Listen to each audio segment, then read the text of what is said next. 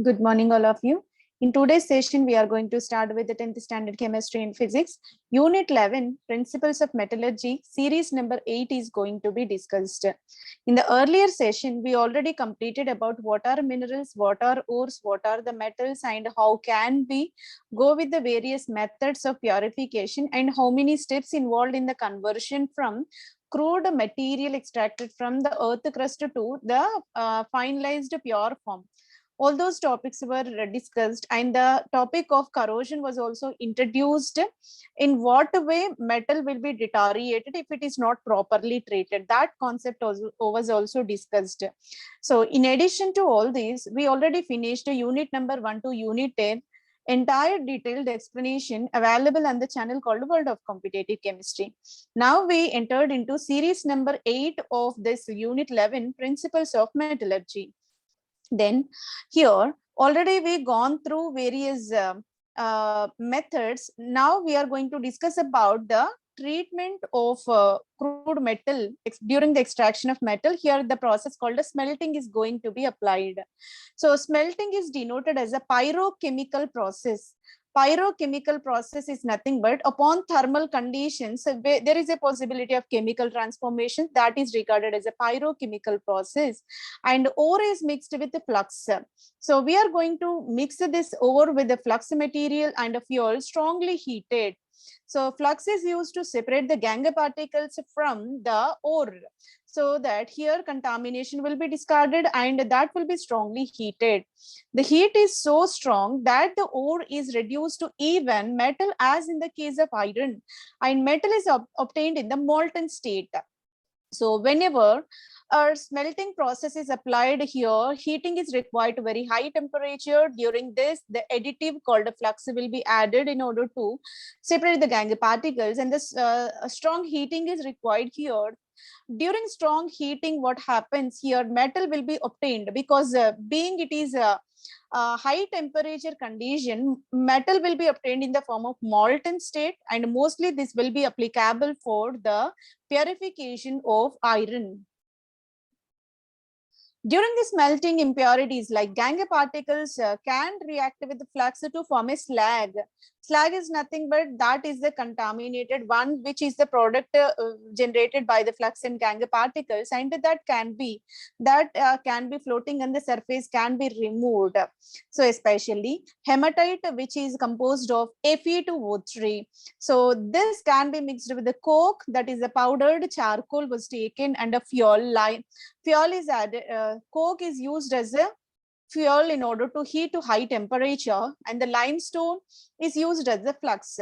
So, but the purpose of flux is in order to remove the impurities in the form of slag material. So that here limestone calcium carbonate is used in order to smelt this material. What is that? Hematite. Smelting is carried out in a specially built furnace called a blast furnace.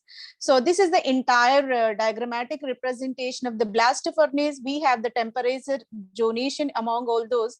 So molten slag will be collected at the bottom, and different temperature compartments are provided, like 2000 degrees centigrade, 700 degrees centigrade, 200 degrees centigrade temperature is there.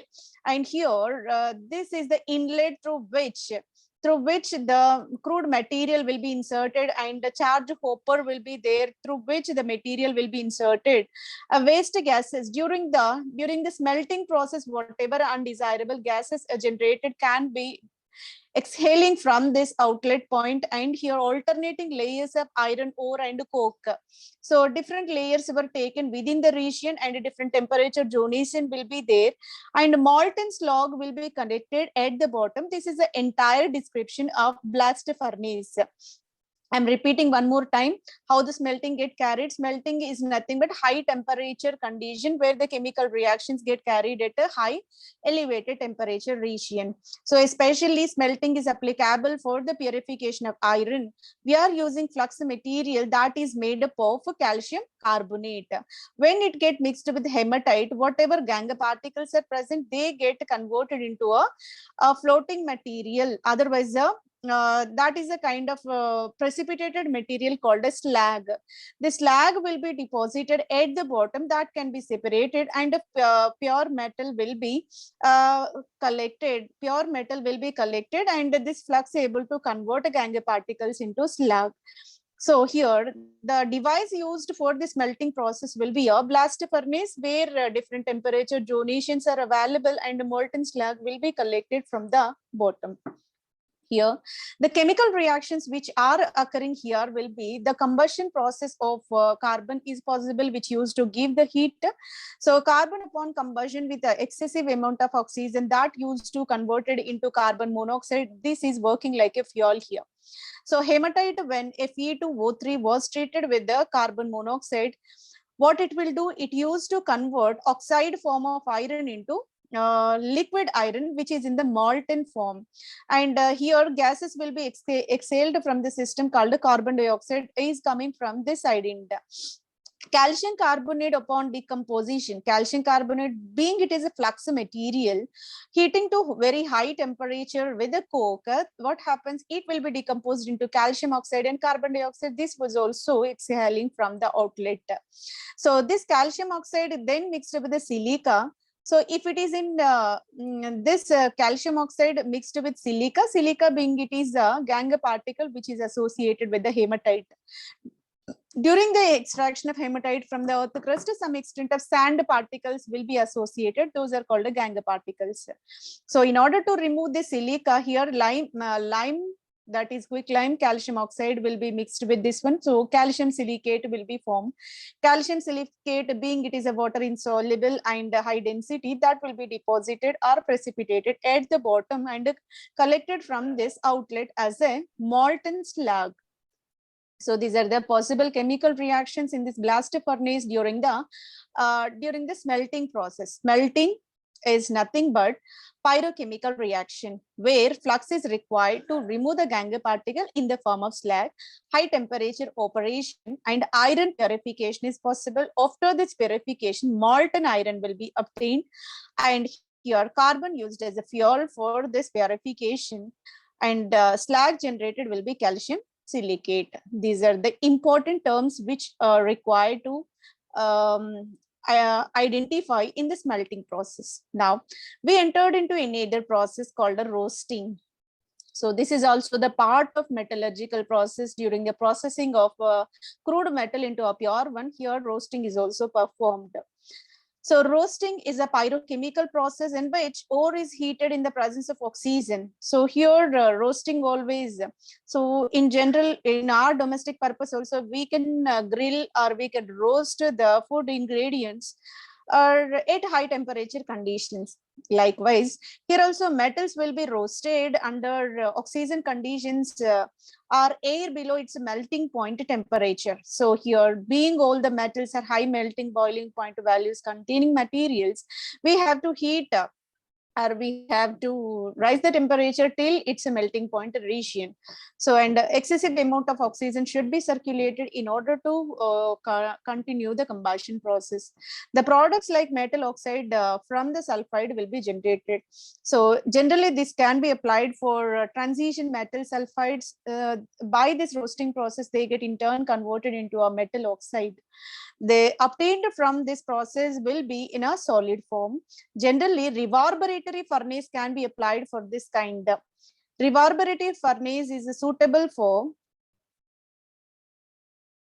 this is a reverberatory furnace which is suitable for roasting process, right? So here firebox will be there, or is supposed to travel through this one, and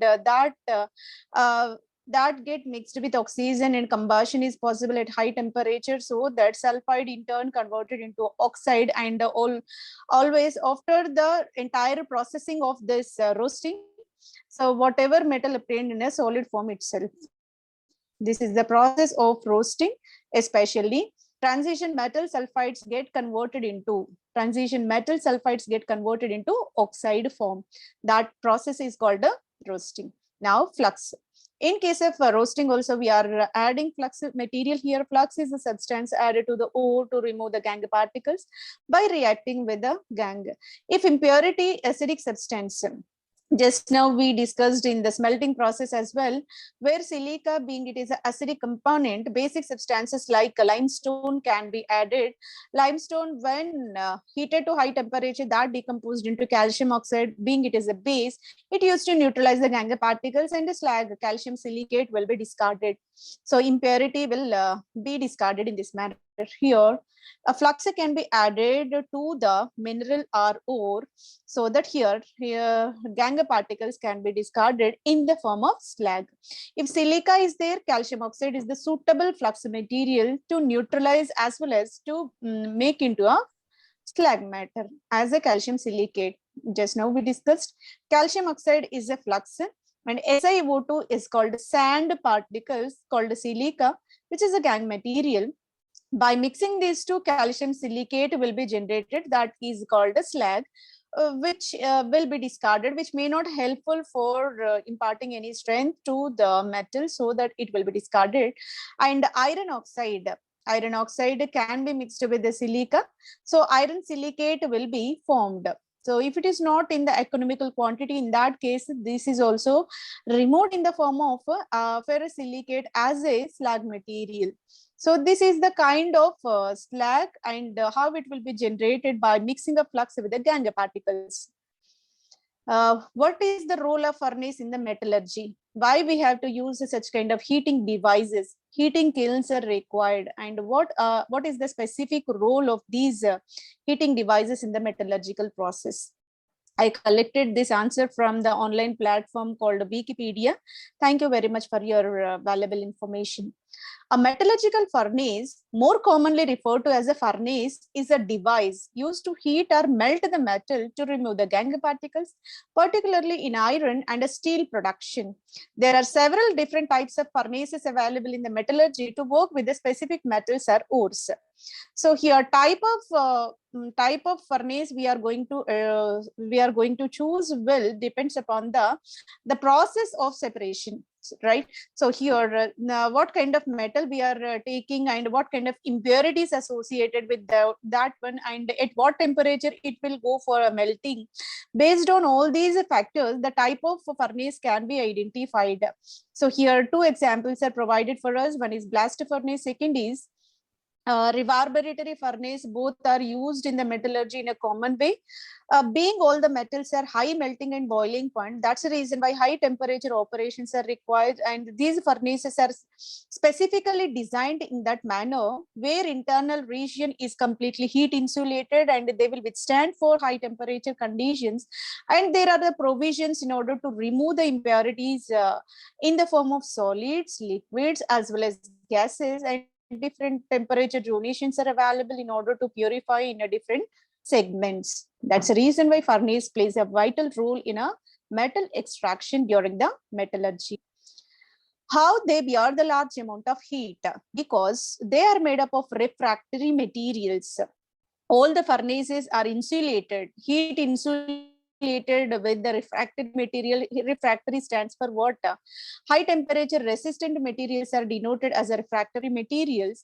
So these are providing the insulation upon the surface, and they are converting into alloy forms, and always circulation of water and coolants also are in the contact in order to balance the heat conditions in the within the furnace, so that here the large amount of heat evolved during the burning in furnaces can be maintained or balanced. Do all the furnaces have the same structure? Absolutely no, because this is the structure of blast furnace, and we already know this is the kind of a reverberatory furnace. So here it is not possible to choose a same kind of device for all kind of metal applications, because they may be associated with different impurities, and their melting and boiling point values are also not identical. In that case, we can't adopt the same kind of one for all kind of application. That's the reason why here all furnaces may not having the similar structure. And furnace, what is meant by? We are going to discuss furnace exclusively. Furnace is nothing but the one which used to carry out the pyrochemical process in the metallurgy. So here it is used to provide the heating conditions, and during the process chemical transformations are possible. That entire device is said to be a furnace in the metallurgical operations, right? Pyrochemical process whichever carried in the metallurgy. So in order to perform this one, the device used is said to be a furnace. We have mainly three parts in the furnace known as a hearth, chimney, and firebox. So here we have a detailed discussion. Whatever the kind, that may be blast furnace, that may be reverberatory, any kind may be present. So here they are stratified into three segments. One is called a hearth, second is called a chimney, third is called a firebox. Hearth is the place where furnace ore is kept in heating purpose. So inside the furnace where the ore, so the region where ore is supposed to be heated, that particular region is called a hearth. Hearth is a region ore is placed and supposed to heat to high temperature. That region is said to be a hearth region. And the chimney is nothing but outlet through which a flue gases go out of the furnace. While boiling this ore, what happens? Large amount of undesirable products are coming out. All those can be exhaled from the system. That is called a chimney. So the gaseous products whichever generated during this combustion, during this burning process, whichever coming in the form of gaseous state as a flue gases are nothing but combustion emissions. Flue gases are nothing but combustion emissions during this burning. So those will be exhaled from the these large pipes. So these are called chimneys. So as long as we are increasing the length of these chimneys and fitting the filter so that we can avoid the environmental pollution also. And a firebox will be there where fuel is kept for burning. So it is very important to heat the device by supplying the heat conditions, most probably coke, coal, carbon monoxide. All these are used in furnaces in order to provide the heating conditions where the fuel for this entire furnace is going to be combusted, going to be placed. That region is said to be a firebox. And the reverberatory furnace has both firebox and hearth separated, but vapors obtained due to the burning fuel touch the ore and hearth heat it.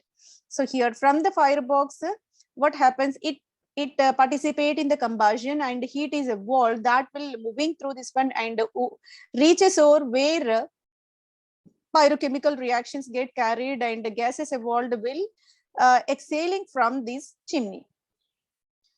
In furnace like a retort furnaces, there is no direct contact between the hearth and firebox, and even in the flames, ore do not touch the ore.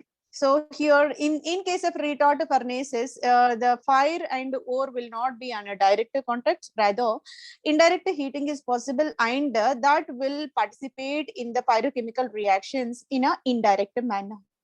And by this we completed the session where we clearly discussed about what is the process of smelting, what is the process of roasting, and what kind of furnaces are available, and what is the purpose of a furnace in the metallurgical process. So this kind of discussion was carried in today's session. Hope this will be helpful for your preparation, and by this we completed this unit number 11 as well. And then in the next session we are going to start with the organic chemistry, carbon containing compounds. Thank you very much for your consistent listening. Thank you one and all.